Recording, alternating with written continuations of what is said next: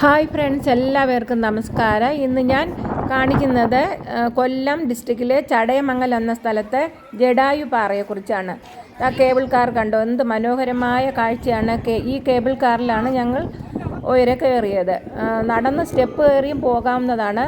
പക്ഷേ പ്രായമായവർക്കൊക്കെ ഇത്തിരി ബുദ്ധിമുട്ടായിരിക്കും ഈ സ്റ്റെപ്പ് കയറി ഇത്രയും സ്റ്റെപ്പൊക്കെ കയറി പോകുന്നെങ്കിൽ ഉച്ചയ്ക്ക് ശേഷം മാത്രം പോവുക. ഒരു 3:30 അവിടെ എത്തിച്ചേരുന്നതാണ് ഏറ്റവും നല്ലത്. തിരുവനന്തപുരത്തു നിന്നും 51 കിലോമീറ്ററാണ് ഉള്ളത്. ഇതിൻ്റെ റേറ്റ് ആണെങ്കിൽ ഒരാൾക്ക് അകത്തോട്ട് പ്രവേശിക്കാൻ 300 രൂപയും പിന്നെ ഈ കേബിൾ കാറിലോട്ട് കയറുന്നതിന് 300 രൂപ, അങ്ങനെ 600 രൂപയാണ് ഒരാൾക്ക് ചിലവാകുന്നത്. പക്ഷേ 600 രൂപ കൊടുത്തു കഴിഞ്ഞാലും നല്ല കാഴ്ചയാണ്, മനോഹരമായ കാഴ്ചയാണ് കാണാൻ പറ്റുന്നത്.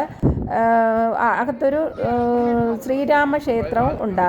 അകത്ത് ശ്രീരാമൻ്റെ പാദം പതിഞ്ഞ സ്ഥലവും ഉണ്ട്, അത് എടുത്തിട്ടില്ല.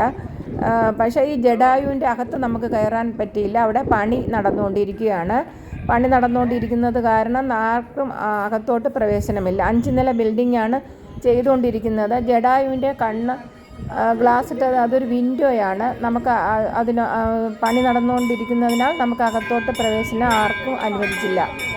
പക്ഷേ ചുറ്റും നടന്ന് നല്ല കാഴ്ചയാണ് കണ്ടത്.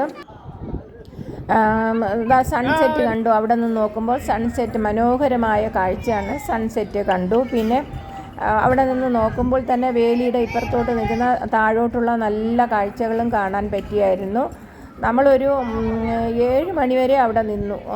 വൈകുന്നേരം ഒരു 7 മണിവരെ അവിടെ നിന്നു. 7 മണിക്ക് ശേഷമാണ് താഴോട്ട് ഇറങ്ങി വന്നത്. അതുവരെയും അവിടെ ഒരുപാട് ആൾക്കാരുണ്ടായിരുന്നു. പിന്നെ കേരളത്തിലുള്ള ആൾക്കാരെക്കാളും കൂടുതൽ നോർത്ത് ഇന്ത്യക്കാരായിരുന്നു കൂടുതലുണ്ടായിരുന്നത്. നോക്കിയപ്പോൾ കേബിൾ കാറിന് നമ്മൾ വെയിറ്റ് ചെയ്ത സമയത്ത് നോക്കിയപ്പോൾ വീൽ ചെയറിൽ പോലും പ്രായമായവരെയും കൊണ്ട് അവർ വന്ന് ഈ കാഴ്ചകൾ കാണാൻ വേണ്ടി വരികയായിരുന്നു. നമുക്ക് പിന്നെ പ്രായമായവർക്കൊക്കെ ഈ കേബിൾ കാർ ഉള്ളത് കാരണം സ്റ്റെപ്പൊന്നും നടന്നു കയറാതെ തന്നെ ഈ മനോഹരമായ കാഴ്ച കാണാവുന്നതാണ്. പോരാത്തതിന് ഒരു ക്ഷേത്രവും ഉണ്ട്. നല്ല കാറ്റാണ്. ഇത്രയും നല്ല കണ്ടു. നമ്മുടെ മൂണിനെയും കാണാം. ഒരു വശത്തായിട്ട് നമുക്ക് മൂണിനെയും കാണാവുന്നതാണ്. അപ്പോൾ നമ്മൾ വൈകുന്നേരം പോയത് കാരണം നമുക്ക് ക്ഷേത്രത്തിലെ ദീപാരാധനയും തൊഴാൻ പറ്റിയായിരുന്നു. ഒരുപാട് ആൾക്കാർ അവിടെ ഉണ്ടായിരുന്നു.